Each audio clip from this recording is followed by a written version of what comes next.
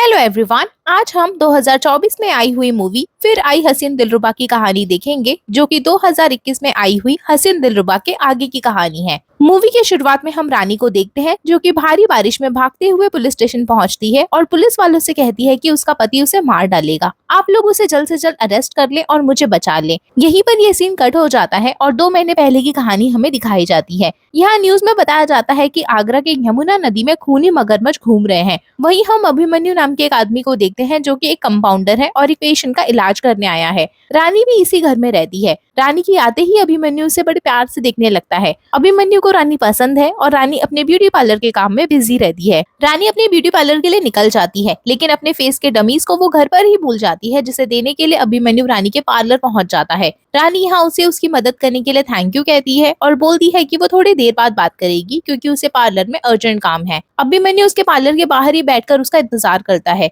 जोरदार बारिश होने के बावजूद भी वो वहीं बैठा रहता है। रानी की नजर जब उस पर पड़ती है तो वो छाता लेकर तुरंत ही उसके पास जाती है। अभिमन्यु यहाँ उसे उसके साथ फ्राइडे को मूवी देखने के लिए कहता है। रानी उसे मूवी के लिए हाँ कह देती है और यहीं हम ऋषु भैया की एंट्री होते हुए देखते हैं, जिन्होंने अपने प्यार को बचाने के लिए अपना हाथ तक काट दिया था। असल में ऋषु ने पुलिस वालों की नजर में साबित कर दिया था कि वो मर गया है, जिसके बाद ये दोनों छुपते हुए आगरा में एक दूसरे से दूर रह रहे होते हैं और साथ ही अपने बेटर फ्यूचर के लिए पैसे भी जमा कर रहे हैं, ताकि ये लोग किसी तरह से थाईलैंड भाग जाएं। इसके लिए ऋषु एक ट्रैवल एजेंट गुड्डू के पास जाता है और गुड्डू कहता है कि 2 महीने के बाद वो दोनों ही थाईलैंड पहुंच जाएंगे। ऋषु जिस घर में रहता है उस घर की मकान मालकिन पूनम है। वो ऋषु से प्यार करती है और उसके साथ रिलेशन बनाना चाहती है। ऋषु हमेशा पूनम से दूर रहने की कोशिश करते रहता है। अगले दिन ऋषु रानी से मिलता है और बताता है कि गुड्डू ने कहा है कि हम 2 महीने बाद थाईलैंड पहुंच जाएंगे। यहाँ रानी भी अभिमन्यु के बारे में ऋषि को बताती है कि अभिमन्यु उसके प्यार में पूरी तरह से पागल हो चुका है। फ्राइडे का दिन आ जाता है, जहाँ हम अभिमन्यु को देखते हैं, जो कि रानी के साथ पिक्चर देखने जाने के लिए तैयार हो रहा होता है।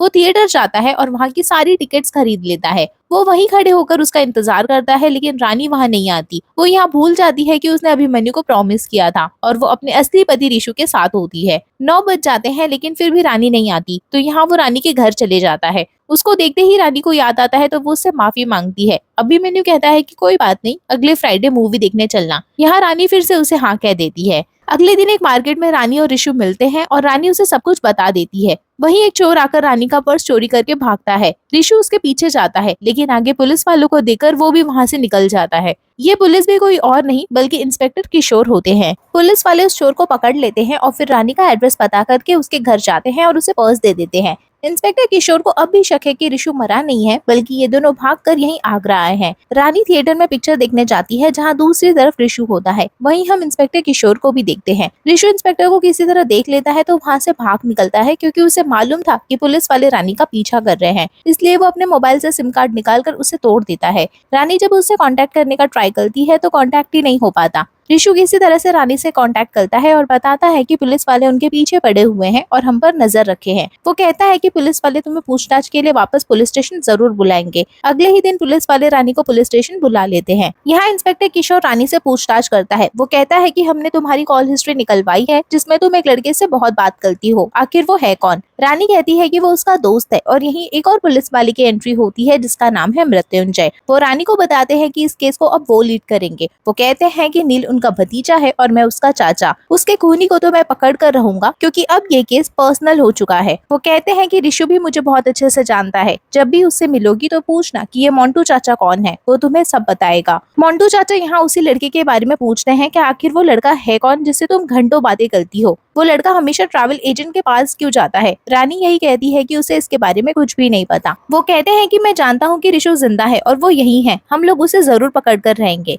रानी के घर के पास वाले एरिया में पुलिस वाले ऋषु के बारे में पूछना शुरू करते हैं। एक दिन ऋषु देखता है कि ट्रैवल एजेंट गुड्डू को पुलिस वालों ने अरेस्ट कर लिया है। पुलिस वाले ऋषु को ढूंढते हुए पूनम के घर भी पहुंच जाते हैं। यहाँ पूनम ऋषु से बताती है कि पुलिस वाले तुम्हें ढूंढ रहे हैं। वो समझ जाती है कि ऋषु कुछ तो छुपा रहा है। पुलिस वालों से वो कहती है कि वो इस आदमी को नहीं जानती, क्योंकि ऋषु को बचाकर वो उसे ब्लैकमेल करना चाहती थी, और वो लोग यहाँ से चले जाते हैं। रात होते ही ऋषु रानी के घर घबराता हुआ जाता है और रानी से कहता है कि अब सब कुछ खत्म हो गया है। जो उन्होंने भागकर नई जिंदगी जीने का सपना देखा था, अब वो पूरी तरह से खत्म हो चुका है। वो कहता है कि मैं मोंटू चाचा को बहुत अच्छे से जानता हूँ, वो हमारे पीछे हाथ धोकर पड़े हैं। ऋषु कहता है कि वो सरेंडर कर देगा कि तभी नीचे से किसी की आवाज आती है। उसके घर अभिमन्यु आया होता है और यहाँ रानी के दिमाग में एक आइडिया आता है और वो रिशु से कहती है कि अगर ये प्लान सक्सेसफुल हो गया तो पुलिस वाले तुम्हें कभी नहीं ढूंढेंगे। अब फ्राइडे आ जाता है और अभिमन्यु थिएटर के बाहर रानी का इंतजार करता है और वो भी वहाँ आती है। रानी को देखकर अभिमन्यु खुश हो जाता है। यहाँ रानी अभिमन्यु से शादी करने को कहती है और ये सुनते ही वो हैरान हो जाता है।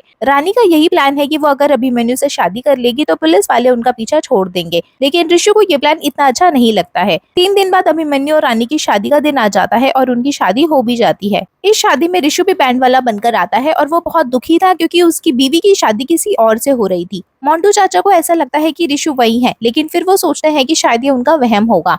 अभिमन्यु रानी के पास आने की कोशिश करता है, लेकिन रानी तो बस ऋषु को चाहती है, इसलिए वो उससे कहती है कि उसने बस उससे शादी की है, वो प्यार उससे नहीं करती। वो अभी भी ऋषु को चाहती है और उसे भूल नहीं पाई है। अभिमन्यु उसे अपने बारे में बताता है कि बचपन में उसके घर के सारे ही लोग मारे गए थे और वो तब से अकेला है। अभिमन्यु यहाँ उसकी बात की रिस्पेक्ट करता है और सोचता है कि कभी ना कभी रानी भी उससे प्यार करेगी। एक रात रानी अभिमन्यु को पंडित जी के बुक के बारे में बताती है कि वो उनकी बहुत बड़ी फैन है और उसने दिनेश पंडित की सारी बुक्स पढ़ी हैं। दूसरी तरफ पूनम ऋषु के नजदीक आने की कोशिश करती है और उन दोनों को रानी देख लेती है। ऋषु दौड़ते हुए रानी के पास आता है और उसे समझाने की कोशिश करता है कि पूनम उसके पीछे पड़ी हुई है। यहाँ रानी उसे थोड़ा सुनाकर अपने घर चली जाती है। यहाँ वो बहुत सारी शराब पी लेती है और नशे की हालत में वो रात में अभिमन्यु को सब कुछ बता देती है। वो बता देती है कि ऋषु जिंदा है, उससे पूनम प्यार करती है और धोखा तुम्हें मिल रहा है। ये सब बातों से अभिमन्यु को बहुत बुरा लगता है। अगली सुबह अभिमन्यु रानी से कहता है कि ऋषु को कॉल करो और मुझे उससे मिलवाओ। रानी ऐसा ही करती है और वो लोग मेले में मिलते हैं, जहाँ झूले में बैठकर ये तीनों बातें कर रहे होते हैं।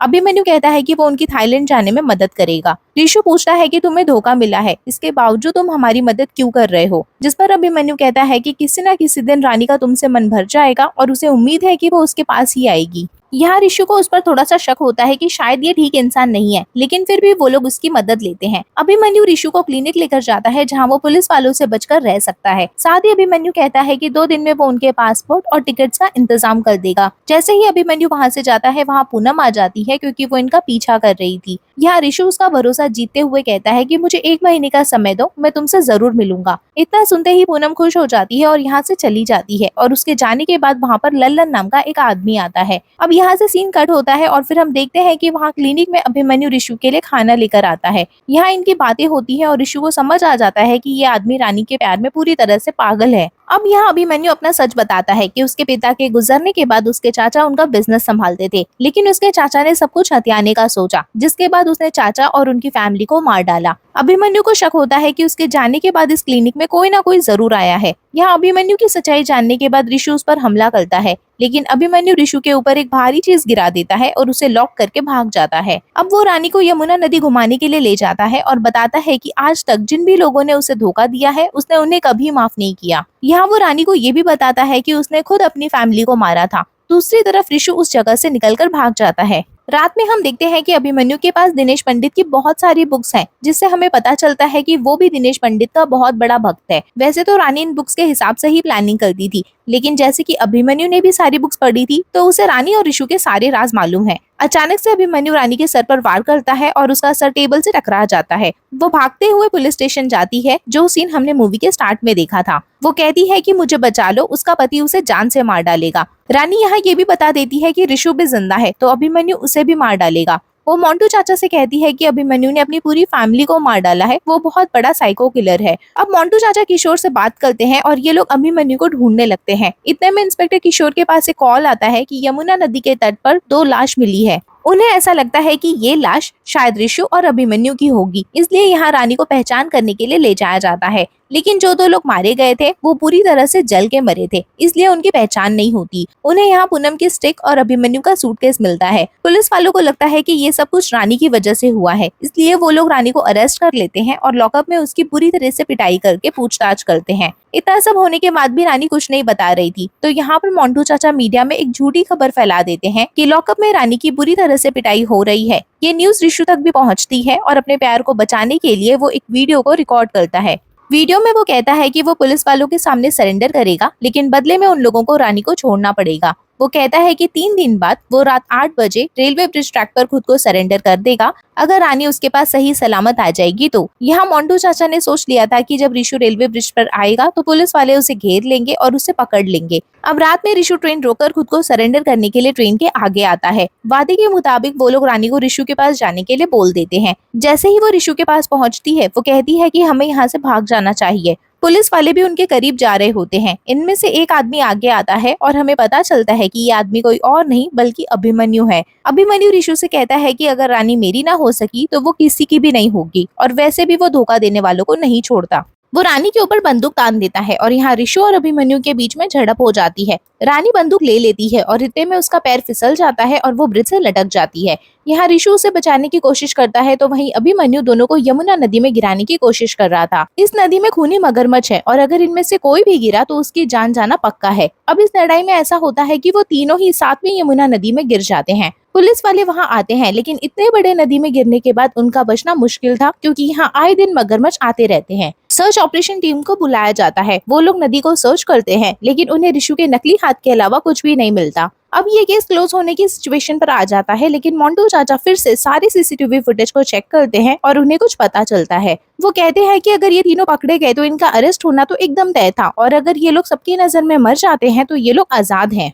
वो बताते हैं कि क्लिनिक के सामने वाले सीसीटीवी फुटेज से उन्हें लल्लन नाम के एक सपेरे के बारे में पता चला। अभिमन्यु और लल्लन ने मिलकर ही अभिमन्यु की फैमिली को मारा था लेकिन बाद में लल्लन उसे ब्लैकमेल करने लगा। सीसीटीवी से पता चलता है कि जब लल्लन अभिमन्यु की क्लिनिक आया था तो उसके बाद से ही वो किसी को भी नहीं दिखा, मतलब कि लल्लन मारा गया। और पूनम को भी सीसीटीवी में देखा गया था, वो भी क्लिनिक आई थी और रिशु से मिली थी लेकिन उसके बाद से वो भी गायब है। और जो 2 लोग यमुना नदी के तट पर मारे गए थे वो कोई और नहीं बल्कि लल्लन और पूनम थे। अभिमन्यु बायोलॉजी का टॉपर था। उसे पता था कि इस मर्डर को उसे कैसे दिखाना है और बॉडी को कैसे जलानी है। अब सीसीटीवी में उन्हें ये भी दिखता है कि 7 बजे के आसपास अभिमन्यु और रानी घर आए थे। इसी के 15 मिनट बाद वहाँ रिशु भी आया था और करीब 10 बजे रानी अबला नारी बनकर रोते हुए पुलिस स्टेशन पहुंची थी। रानी के वहां से जाते ही रिशु और अभिमन्यु स्कूटी से बाहर निकले। अब ये जो 3 घंटे ये लोग साथ थे उसमें इनके बीच में जरूर कुछ ना कुछ खिचड़ी पकी है लेकिन यहाँ एसीपी सर का मानना था कि वो तीनों ही यमुना नदी में गिरे हैं और उन्हें मगरमच्छ ने खा लिया है, इसलिए इस केस को बंद कर देना चाहिए। फिर हमें 5 महीने बाद का हिमाचल प्रदेश का सीन दिखाया जाता है जहाँ हम रानी को देखते हैं जो काफी उदास बैठी थी। वो पहले का याद करती है कि जब पानी से निकलना था तब सिर्फ रानी और अभिमन्यु ही बच पाए थे, रिशु को मगरमच्छ ने खा लिया था। इसके बाद वो लोग यहाँ रहने लगे जहाँ रानी बच्चों को पढ़ाती है और अभिमन्यु का एक छोटा सा क्लिनिक है। जब रानी बच्चों की कॉपी चेक करती है तो वहीं एक बुक में दिनेश पंडित की कुछ लाइंस लिखी होती है। दूसरी तरफ हम बिहार में मोंटू चाचा को देख पाते हैं जिनके पास दिनेश पंडित की किताब मगरमच्छ का शिकंजा पहुंचती है। उसमें लिखा था कि इस किताब की 3 कॉपी है और 1 कॉपी आपके पास है। ये बुक को पढ़ने के बाद उन्हें पता चलता है कि उन लोगों ने प्लानिंग कैसे की थी। जब रानी अरेस्ट हुई थी तब 3 दिन में उन लोगों ने अपने प्लान को तैयार कर लिया था। पहली रात वो लोग ब्रिज के नीचे बहुत सारा मांस लेकर यमुना नदी में पहुंचे। उस नदी में हर 2 किलोमीटर पर उन्होंने उस मांस को फेंका जिसकी वजह से सारे ही मगरमच्छ मांस की तलाश में आगे जाते रहे। इस तरह से वो लोग तीसरे दिन तक मांस को 12 किलोमीटर दूर तक फेंकते गए जिसकी वजह से मगरमच्छ 12 किलोमीटर दूर पहुंच चुके थे। मतलब ब्रिज के पास उस दिन मगरमच्छ नहीं था और जिस तरह इन्होंने प्लानिंग की थी उसी तरह ये तीनों ब्रिज से नदी में कूद जाते हैं। वो लोग सोचते हैं कि मगरमच्छ नहीं है तो वो लोग आराम से निकल जाएंगे। आगे की कहानी जानने के लिए मोंटू चाचा को 20 मार्च के दिन तोता मैना लवर्स पॉइंट पर बुलाया जाता है। दूसरी तरफ अभिमन्यु की टिफिन में भी एक चिट्ठी निकलती है और उसे भी तोता मैना लवर्स पॉइंट पर बुलाया जाता है। इसके बाद हम वो पॉइंट देखते हैं जहाँ पे ये सब लोग आने वाले थे।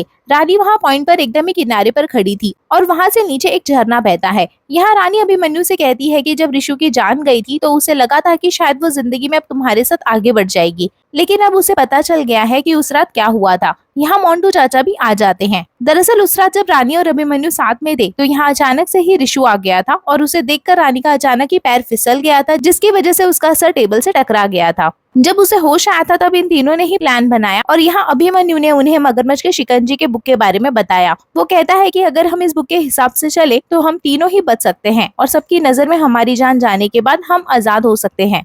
उस दिन ये तीनों ही यमुना नदी में कूदे थे लेकिन रिशु को तैरने में प्रॉब्लम हो रही थी क्योंकि उसका एक हाथ नहीं था। यहाँ पर अभिमन्यु ने मगरमच्छ को देखकर रिशु का नकली हाथ निकाल दिया जिसकी वजह से रिशु को मगरमच्छ ने खा लिया था। रानी को लगा था कि शायद इसमें अभिमन्यु की कोई गलती नहीं होगी, लेकिन यहाँ तो ये पूरी तरह से अभिमन्यु की चाल थी। रानी कहती है कि अगर वो रिशु की नहीं हुई तो वो किसी की भी नहीं होगी। इसके बाद वो इसी लवर पॉइंट से कूद जाती है और अपनी जान दे देती है। अब मोंटू चाचा अभिमन्यु को अरेस्ट कर लेते हैं। वो लोग फ्लाइट से उसे वापस ले जाने लगते हैं। यहाँ अभिमन्यु कहता है कि आपको रानी की लाश नहीं मिली होगी और वो हंसने लगता है। अब हम देखते हैं कि उस रात जब रिशु का हाथ निकल गया था और जब मगरमच्छ आ रहा था तब उसने उस नकली हाथ को मगरमच्छ के मुंह में लगा दिया था, जिसकी वजह से रिशु सही सलामत बच के निकल गया था। और उस दिन वो बुक में जो दिनेश पंडित की लाइंस लिखी थी वो रिशु ने ही लिखी थी। फिर हम देखते हैं कि झरने में कूदने के बाद भी रानी मरी नहीं है, वो जिंदा है। वो नदी में कोने पर आ जाती है और वहीं उसे रिशु मिल जाता है और एक बार फिर वो दोनों एक हो जाते हैं। फ्लाइट में एक और चीज पता चलती है कि दिनेश पंडित एक्चुअल में अभिमन्यु के पिता है।